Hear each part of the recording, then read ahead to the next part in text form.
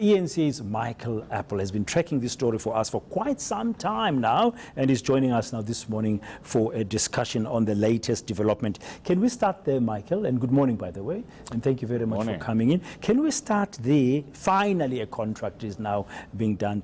Are we going to see this museum finally taking shape? I definitely believe so. In the wake of Mama Winnie's death, there's a flurry of energy all of a sudden to make this museum a reality. And it's unfortunate that it took her passing to inject this energy, and the speed with which I think not only honors her, but also gives the people of Brandfort something that they can call their own, something that they could use to be able to uplift that community, because it really is a bit of a forgotten place. Yeah. The Director General that I spoke to from Arts and Culture yesterday said that they're planning to use this museum, when it's finally up and running, as a springboard to attract tourists, and along with that to try and retain professionals within Brandfort. He says there's a professional vacuum there. They can't seem to retain anybody. Nobody really wants to stay in Brandfort, strange enough. It's a very poor municipality, Madikizela-Mandela municipality. They're trying to use this museum as that economic springboard.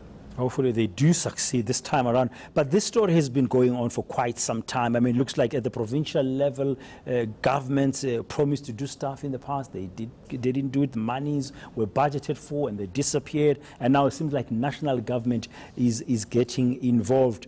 I'm just wondering, I mean, how would they really get this going now? With the appointment of a contractor, is that the building person? Is that the person who's going to have to design the museum? What does this entail? So Risi Mati Consulting Engineers, they are essentially the implementing agent on behalf of the Department of Arts and Culture to make sure that this museum becomes a reality. So it'll be upon them to draw up all the plans, get the architects in, and the biggest stumbling block here, and it was in the past, back in 2012, was that the implementing agent back in 2012 was the Free State Independent Development Trust, the IDT. They brought in foreign contractors. When I say foreign, I mean not to the local area. The locals understandably said, this is our project, why aren't you using local labor, why aren't you using local contractors, local professionals? Local as in the Free State Province, local as in Brandfort and the surrounds. Sure. You should be using local labor at least. And they weren't. So there was a bit of a standoff there, people deserted site, people weren't paid. So that's the 2012 remnant. So when I spoke to the DG last night, the importance here is, firstly, they have been in discussions with Mama Winnie's family and Mama Winnie before she passed away, making sure that the designs, because they appointed this contract on the 13th of March. So making sure that the designs, what it looked like in the house, the interpretive space, what she envisioned for this, and then they are going to the local community now to source that, to make sure that this is a project that is properly accepted. From what you are saying, at least before she died, there was some input from her and what it looked like when she was there for nearly a decade, just under a decade, when she was banished to Brandfort. Yes, that's right. And it was my question to the DG. Is there all of a sudden political pressure or otherwise to make this a reality now? And he said, look, the pressure on us was to make sure that this museum was finished before she died. And in a way, the government, both provincial and nationally, have failed her. Failed miserably.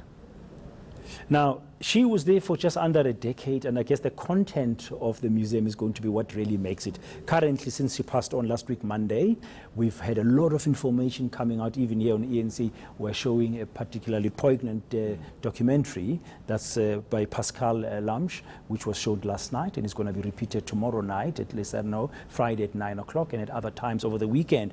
So there will be enough information that can be used to really make sure that when you walk into this house, you will understand and get a true picture of what she went through.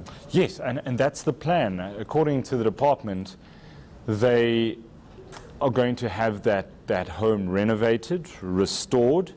Then, of course, there's the clinic that Mama Winnie started up that was petrol bombed by the security branch. They're going to restore that. There's going to be, they plan to have these as interpretive spaces. There's also going to be a multi-purpose center with Wi-Fi and parking bays, and so it is a bit of a construction element on top of the restoration of it all. But their plan, and they're working with Mama Winnie's grandson on this project. A lot of the family would have discussed it. You know, where was a particular picture hanging? How was the bed situated? The interesting story is she was in 802. In 803 was a undercover police operative.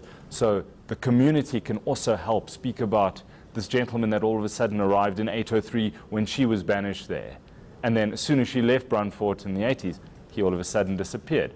He was an apartheid spy that was working for the government at the time. Well, in a way, yes, it's a pity. It's after her death, but there's going to be progress there. I don't want to take you too much back, but in case a viewer is wondering, where did it actually all go wrong? Who was accountable? Who can we hold accountable for the failure that we've seen up to now?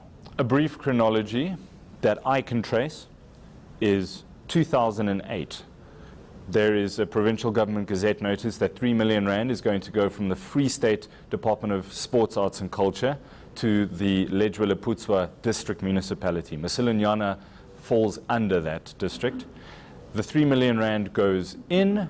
There's confirmation that money is spent on designs, architects, drawing up the same things they're going to do now for the third time. And that's in 2008. Then money is pledged provincially to this project in media reports, which I cannot verify, but of 670,000 here, 1.85 million there. Then the next leap we have of confirmation is 2012 then, and that is where the Department of Arts and Culture nationally gets involved, and that's where they say no money has been squandered. And according to them, prior to 2012 is not their problem. Whose problem is it? Well, the Premier is the highest public office bearer in that province, Ace Magashule, the former Free State Premier. He claims absolutely no money was squandered. But Brodan, I cannot find where that 3 million rand went to in Lejwe-Leputswa district municipality. And in terms